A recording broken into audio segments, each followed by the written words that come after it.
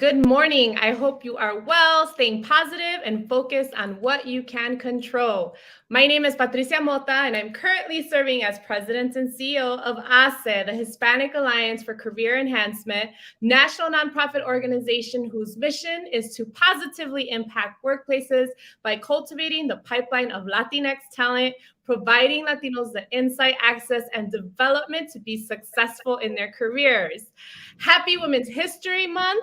We're excited this month to be able to feature, and I know yesterday was a special day with Women's International Day. It was great to see all of the features and recognition out there. Two quick things is if you haven't registered already for ASA's National Leadership Summit and 40th anniversary celebration, check it out, April 21st and 22nd. We hope that you can join us for this opportunity for professional development, for networking in person, and to have a great time and really honoring the last 4 decades of ASA and the impact of our work. And today, if you are looking for your next career opportunity, we are having a financial services recruitment series events. You get to meet intimately with recruiters, with leaders from these companies. So please don't miss out. There's still time for you to register. Go to the website and sign up. Find out more information. Please make sure you are networking, you're engaging, you're sharing with one another. So I'm super excited to introduce you to today's guest because he's from my same hometown of East Chicago, Indiana. So if we have any fellow East Chicagoans in the house, please let's hear from you. And also his name is Elliott Segarra. So he is a managing director, Senior Client Account Executive, Diversity, Equity, and Inclusion Champion, and also a fellow Hoosier. And he works at Accenture. Elliott, buenos dias. Buenos dias, Patricia. Thank you. Thank you for the warm welcome. And it's great to be here. It's great to have you, Elliott. And you know the drill for our Cafecito con Ace guests is we ask you is how do you prepare your cafecito or your morning beverage of choice? Yeah, it's been for me over the last 2 years. My coffee game has stepped up a bit, so I'm now into, I grind my beans every morning and I do a pour over every morning. So I try to limit my coffee to about 2 cups a day, but it's part of my daily routine. So fresh ground beans, black, no sugar, no cream, and to start the day we go. That's awesome to stay away from all the sugar that adds up with the right. with the cafecitos, right? Buenos dias, Madeline. Good morning, everyone. Thank you for joining us. Please network, connect with one another, get your questions in. Elliott, can you tell us about your cultural, your professional background, how you got to where you are in your career today? Sure, Patricia, I'd love to. As you mentioned, I grew up in East Chicago, Indiana. Both my parents are Puerto Rican, and I grew up in a very Latino, very Puerto Rican household. I'm one of 2. I have an older sister, and for me, my career journey, started in pharmacy. I was going to be a pharmacist when I grew up, and then decided that that's not what I wanted to do. And about 2 years in, and decided to switch my major to business. Ended up working for an awesome manufacturing company called Johnson Controls. There I spent 6 years in Southwest Michigan, learning what it is to manufacture automotive components for the major OEMs, for GM and Chrysler. And that's where I got exposed to supply chain. Mm-hmm. At the time, right now, supply chain is a huge buzzword. And everyone is feeling the constraints of our supply chain, given everything that's going on in the world. But about 24 years ago, I started to, kind of build my expertise in that space around inventory management, demand and supply planning, logistics, and transportation. I decided that at some point I wanted to change career paths, and so I was going down the route of getting my MBA. And during that time, I have a friend who was at Accenture and had recommended, they were hiring experienced practitioners in supply chain at the time. And so I decided to do both both in parallel, applied for my MBA at the University of Notre Dame, their executive MBA program, which is one of the top in the country. And then I decided to pursue my application with Accenture. And lo and behold, I had a decision to make. And so funny how God works, but he, presented the two offers almost around the same time. And I did what every good man does. And I asked my wife, what are we going to do? And so, so we decided at the time, we had a very, very young family, had a 2-year-old daughter and an 8-week-old daughter. And then we decided to take advantage of the opportunity at Accenture. It was supposed to be a 3-year ride. 3 years turned into 18 years. Wow. And Accenture is one of our great partners at HACE. We do a lot, not only engaging individuals like you with HACE, sharing your story. And thank you, Elliott, for sharing your story, because I think that's one thing that's critical, especially in the communities and neighborhoods that we represent, right? Is ensuring that we have these visible role models sharing their stories so that our students, our next generation of leaders know that it can be done and it's possible. So it's super critical that we have you sharing for your story, for those that are looking up, and you talked about logistics too. I think it's such the buzzword. You're right regarding supply chain and the need for more folks in logistics and supply chain. So for someone who has absolutely no idea, just because it's been such a buzzword, what should they know, or how would you explain that to someone that perhaps is interested or wants to learn more about what that means? Yeah. So, I mean, for me, supply chain, to simplify it, is getting the right stuff at the right time, at the right place, for the right customer. Right. And so when you think about a manufacturing company, whatever, you can make whatever widgets, there's material that goes into making that product, right? You have to make the product, store the product, ship the product, and transport the product ultimately to an end user, a customer. And so I've had the opportunity to span my expertise across the entire supply chain. So I've done a little bit of procurement. I've done a little bit of planning, a little bit of inventory, logistics, transportation. So think about Amazon, right? Everyone's an Amazon customer. I'm assuming almost everyone is. Just think about that process, right? So you go, you look for an item, you click on the item, you buy that item gets shipped to you. From the moment that item shows up on the screen to the time it's delivered, that's the supply chain. Thank you for breaking it down, Elliott. I really appreciate it. And let's shift a little bit more in terms of DEI, or diversity, equity, and inclusion. And you're also involved. You're a champion, right, for DEI at your company and for those that you represent. What will be key for employers and corporate America this year, specifically when it comes to DEI initiatives?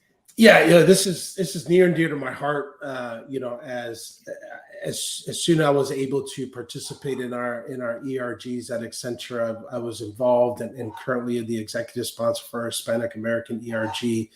And clearly it's a commitment that Accenture has made, is continuing to make, to move the needle of the right representation of our ethnic minorities. A couple of things that come to mind, as we think about DEI, and it's integrating D&I into a business priority is not a nice to have anymore.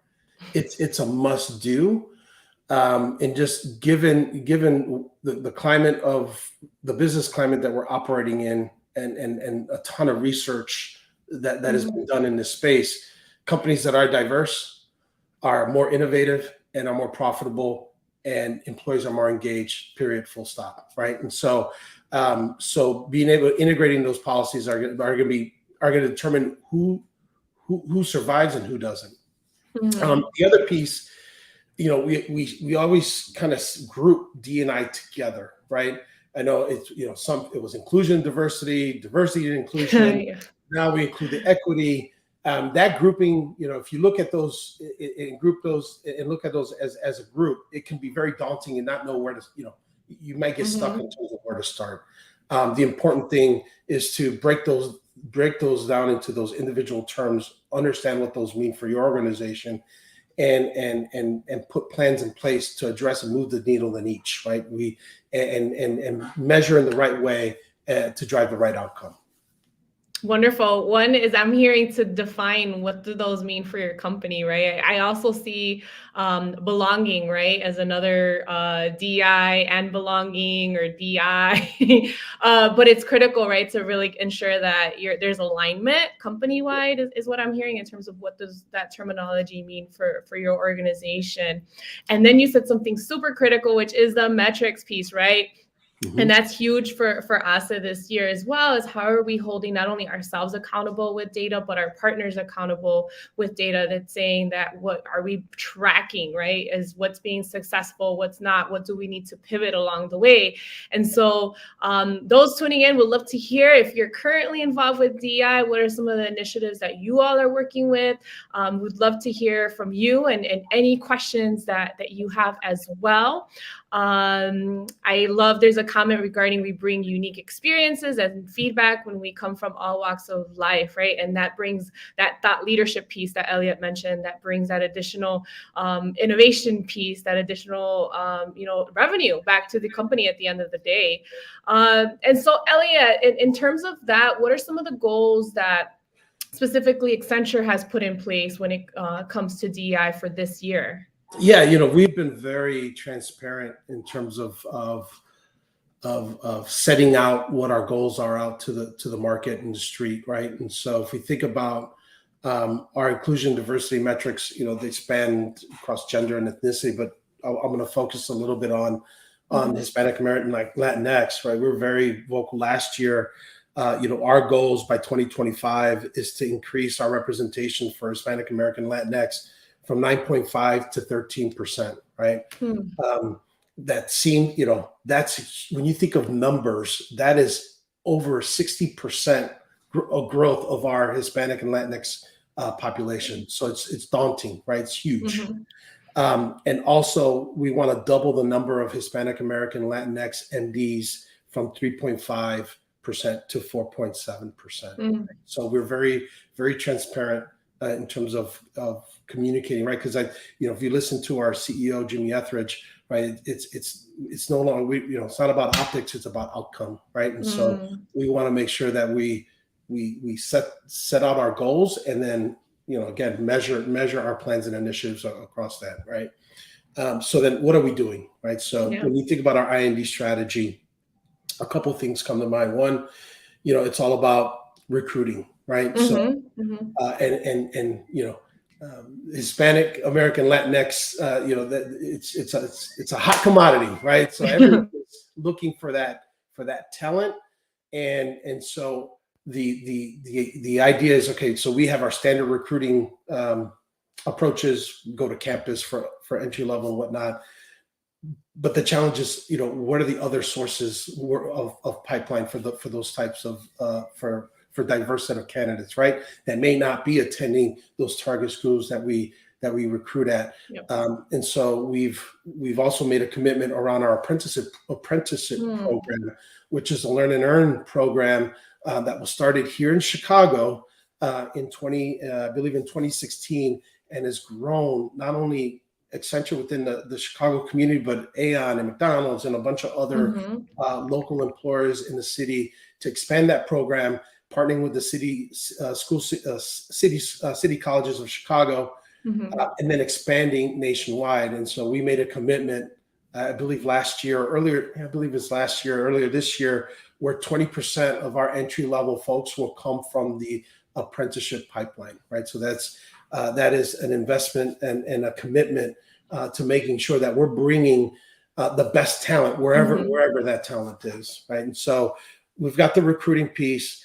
I think the big piece for us is on retaining and advancing our ethnic and minority talent, right? And so what are the things that we're going to do to make people feel like they belong, make them feel that we're invested in their career, and providing that high touch, guidance and what I like to say is real talk, right? And so, me coming up throughout the organization, right? Just making sure having that understanding what the requirements are for advancement, right? And making sure that you're meeting those requirements and getting the right sponsorship and mentorship throughout your journey.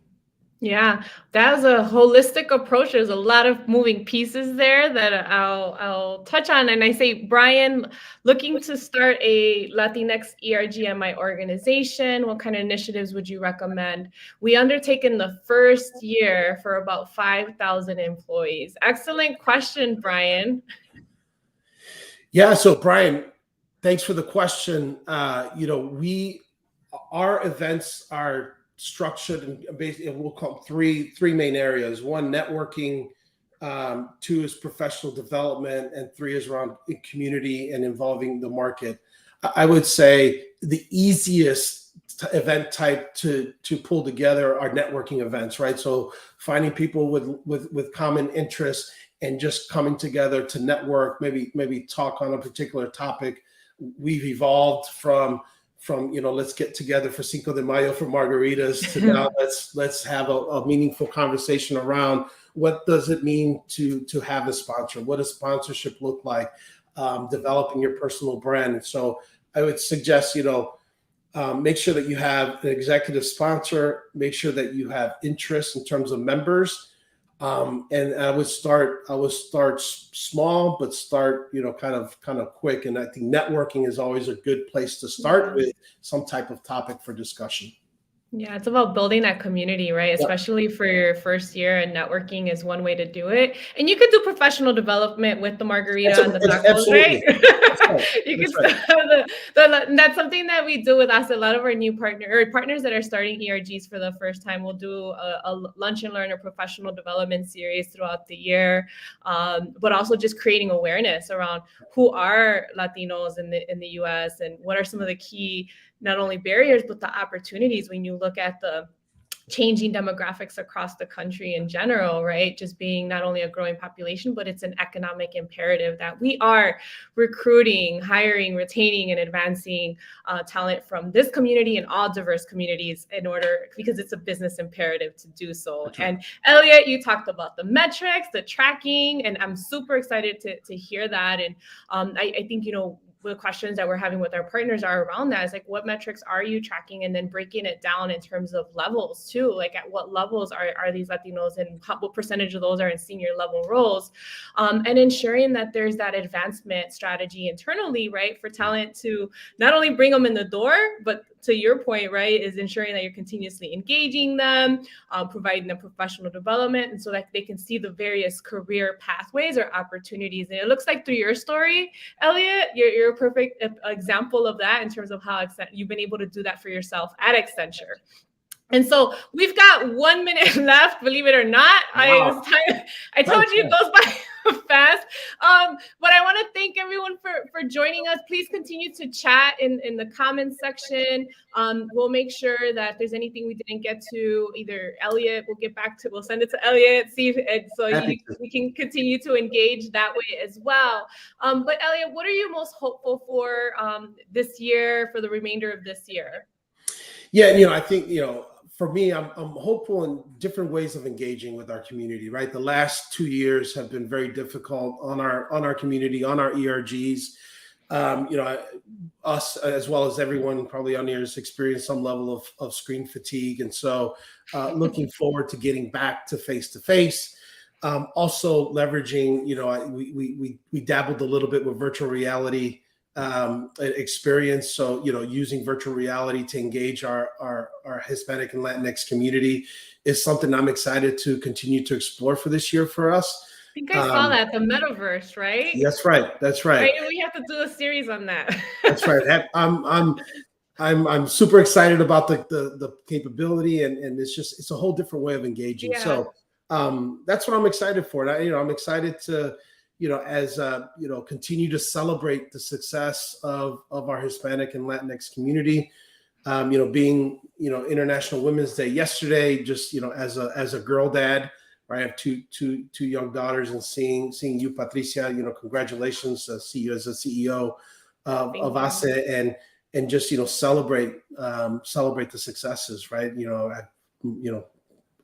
my whole life is surrounded by the influence of women. My grandmother, my mom are my biggest heroes, and my wife and my daughters are are people I continue to look up to. And I have many influences at Accenture that have helped me throughout my career. So to Nelly, to Carolina, to Amy, there's many out there. So thank you. Yeah, once you start the initial names, it's like you can't stop. That's To right. all of the women out there, all of the inspirational mentors, friends, advisors, happy Women's History Month. Continue to celebrate and embrace the women in our lives. Thank you, Elliott, for taking time to join us today, engage in conversation, and for all you do to push diversity, equity, inclusion in your organization and beyond. Y a todos, hasta la próxima. Until next time. Thank you. Thank you, everyone. Bye. Have a great week.